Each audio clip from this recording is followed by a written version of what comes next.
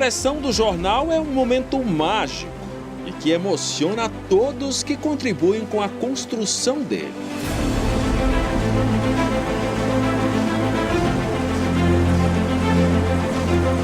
A magia é uma figura de linguagem.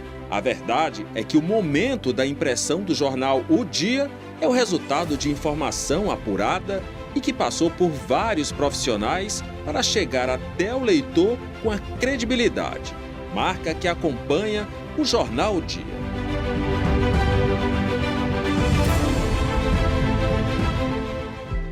Ao longo de 75 anos, muitas coberturas se tornaram marcantes e emocionaram os leitores do jornal O Dia.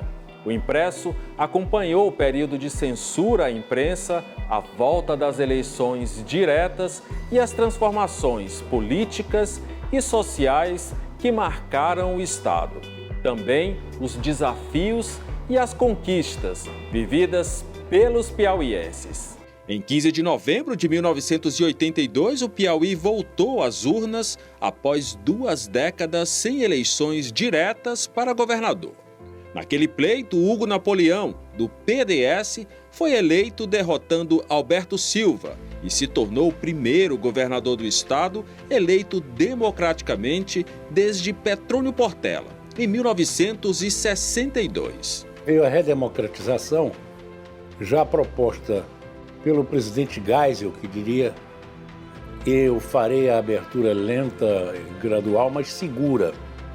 E o presidente Figueiredo levou adiante. E as eleições, então, vieram e eu fui, felizmente, eleito governador. Tive a oportunidade de vencer do Alberto Silva e do PT e vinha a governar o estado. O ex-governador lembra a relação com o coronel Otávio Miranda, proprietário do jornal O Dia. Ele gostava muito de conversar comigo, eu ia conversar antes mesmo de ter me candidatado a deputado federal a primeira vez, em 1974.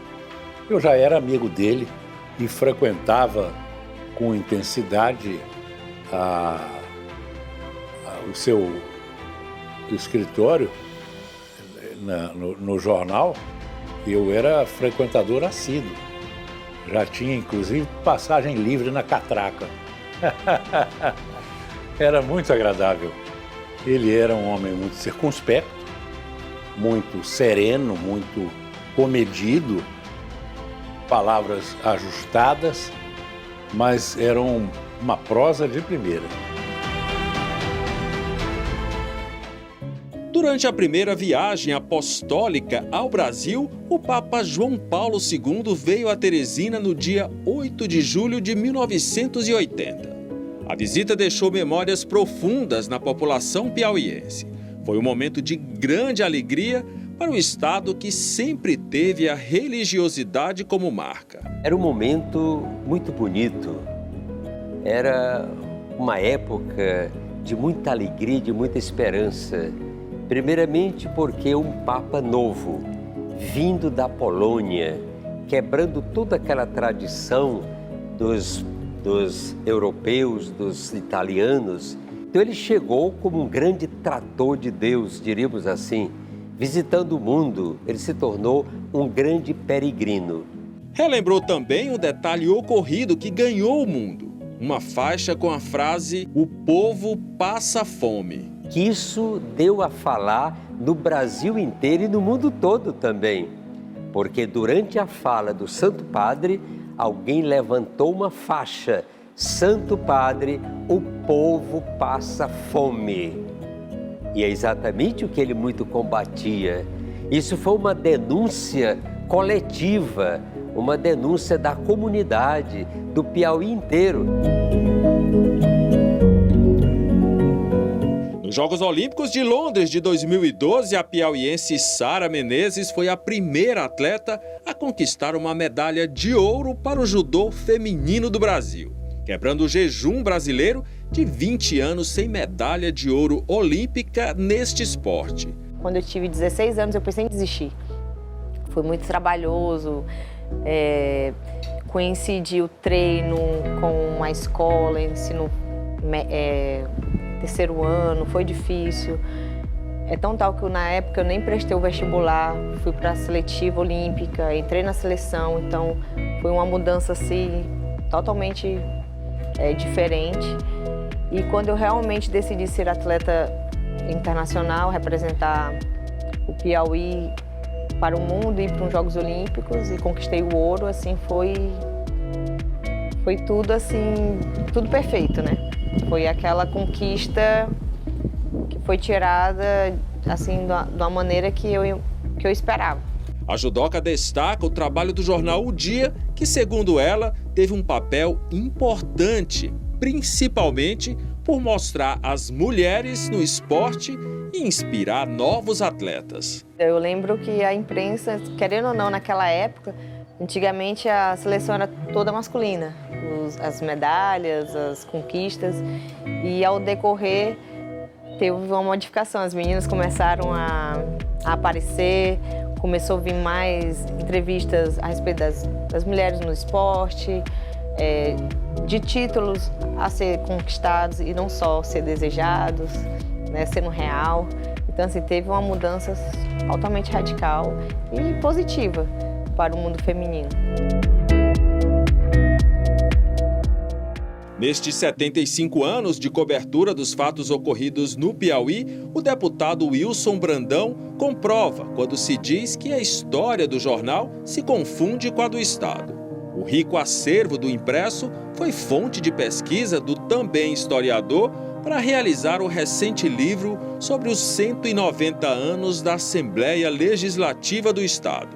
Se não tivesse no arquivo público o jornal O Dia e outros jornais que alguns até não existem mais aqui do Piauí, jornais da década, incluindo do século XIX, do século XX e hoje do século XXI, nós não tínhamos onde pesquisar, porque não tinha a mídia digital para poder fazer os arquivos digitais. Então, é fundamental e foi fundamental e continuará sendo fundamental o jornal escrito, porque o leitor ainda gosta de pegar e folhear o jornal, né? E é esse jornal que está guardado, que está no arquivo para as pesquisas.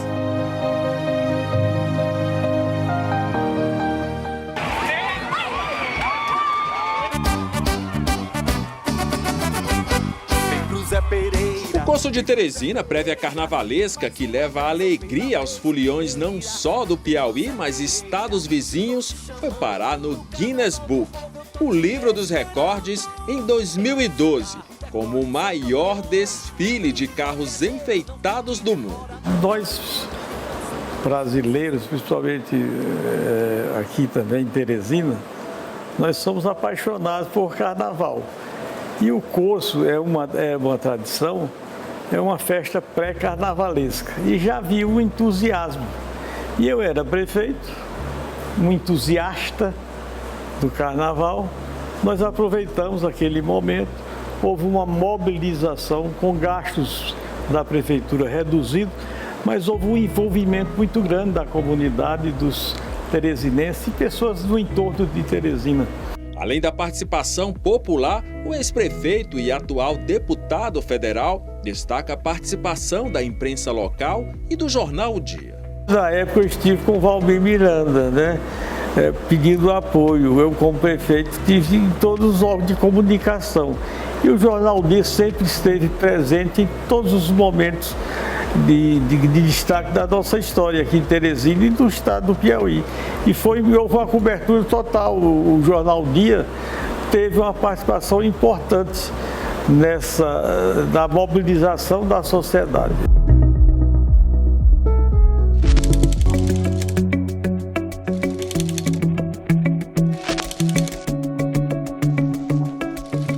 Fato recente que abalou o mundo, governantes, a classe médica e a imprensa foi o surgimento da pandemia do coronavírus.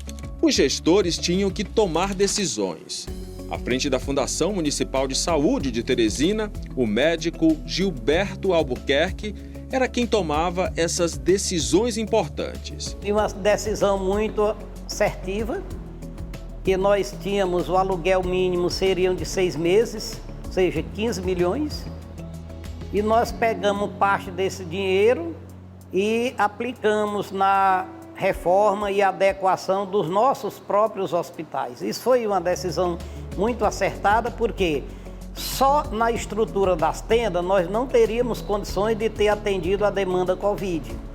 Por outro lado, ao final desse período Covid, a empresa levaria suas tendas de volta e não ficaria nenhum legado para a saúde de Teresina. Os veículos de comunicação tinham um papel importante de esclarecer sobre um vírus desconhecido, de rápida transmissão. O médico considerou um braço importante. A imprensa era quem fazia a divulgação das medidas a serem implementadas pela própria comunidade, a situação que nós estávamos na rede hospitalar, as dificuldades que a gente tinha em conseguir adquirir medicamentos ou equipamentos, a conscientização da população, os esclarecimentos. Eu diria até que a imprensa foi o principal braço direito.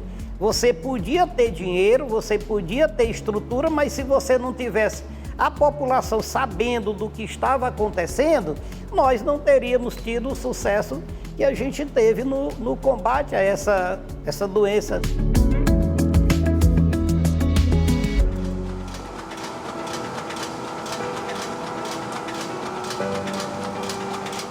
O Jornal Dia traz para o Piauí informação, noticiário internacional, nacional, municipal e cultural. Um serviço completo prestado à sociedade piauiense nesses 75 anos. Existente e o único em circulação no estado, é um guardião da nossa história. O que marca o Piauí continua impresso no Jornal Dia. Credibilidade desde 1951.